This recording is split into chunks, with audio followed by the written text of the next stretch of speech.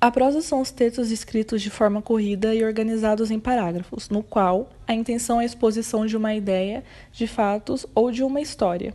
Então, livros de contos de fadas, de ficção ou não ficção, jornais, cartas e e-mails são exemplos de texto em prosa. Aos textos em prosa importa mais a clareza do que o ritmo, a rima ou a sonoridade das palavras.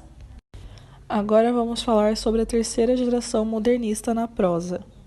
A geração de 1945, que é a terceira geração modernista, foi constituída por um grupo de autores que produziram obras entre o fim da Segunda Guerra Mundial e o início dos anos 1960.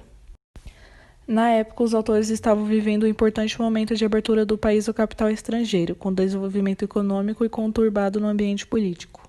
Pois após a guerra houve a deposição de Getúlio Vargas, redemocratização que levou o general Eurico Gaspar ao poder em 1950, suicídio de Vargas em 1954, depois veio Café Filho no poder e um ano depois Juscelino Kubitschek foi eleito presidente e fábricas estrangeiras chegaram ao país e a nova capital do país começou a ser construída.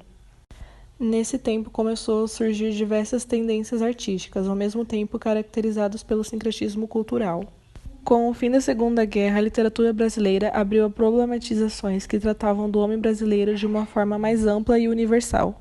Na prosa regionalista da geração de 1930, os autores estavam preocupados com o fazer artístico, que representa o encontro consigo mesmo, o que levou novos romancistas, cronistas e contistas a um profundo experimentalismo literário, utilizando vários recursos que revolucionaram a literatura no país, criando uma linguagem artística peculiar, registrando a vida brutal e violenta de homens e mulheres, desobedecendo por vezes os limites romanescos e criando crônicas modernas.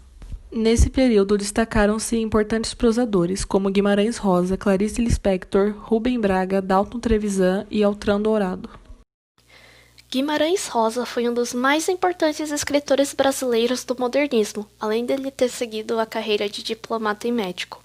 Fez parte da terceira geração modernista, chamada de Geração de 45. Ele escreveu contos, novelas, romances e muitas de suas obras foram ambientadas pelo sertão brasileiro. Sua obra que merece maior destaque e por ter sido a mais premiada é O Grande Sertão Veredas, publicada em 56 e traduzida para diversas línguas. Clarice Lispector foi uma das mais destacadas escritoras da terceira fase do modernismo. Conhecida como uma das melhores escritoras brasileiras, ela escreveu romances, contos, crônicas e também literatura infantil. Uma das suas principais obras é Perto do Coração Selvagem, de 1943, Laços de Família, de 1960 e A Legião Estrangeira, de 1964. A literatura de Altran Dourado se funda na relação entre o regional e o cosmopolita e vai além. Antes dela ser brasileira, é ocidental. Isso ocorre porque sua ficção se sustenta na criação de personagens míticos e cidades imaginárias, ainda que representem os lugarejos mineiros e a fala regional de seus moradores. Suas principais obras são A Barca dos Homens, de 1961 e Ópera dos Mortos, de 1967. Ele publicou ainda uma novela chamada Uma Vida em Segredo, de 64, que ela foi levada às telas do cinema por Suzana de Amaral, em 2002. Dalton Gerson Trevisan nasceu em Curitiba em 1925. Era conhecido como Vampiro de Curitiba. Seu primeiro contato com a literatura foi quando liderou um grupo literário que publicou na década de 40 o jornal Joaquim. Esse jornal fez circular nomes como Carlos Drummond de Andrade, Antônio Cândido e Hilton Maria Carpo, além de seus primeiros livros. Em 1945 lançou seu primeiro livro, Sonata ao Luar. Dalton Trevisan ganhou repercussão nacional em 59 com a publicação de novelas nada exemplares.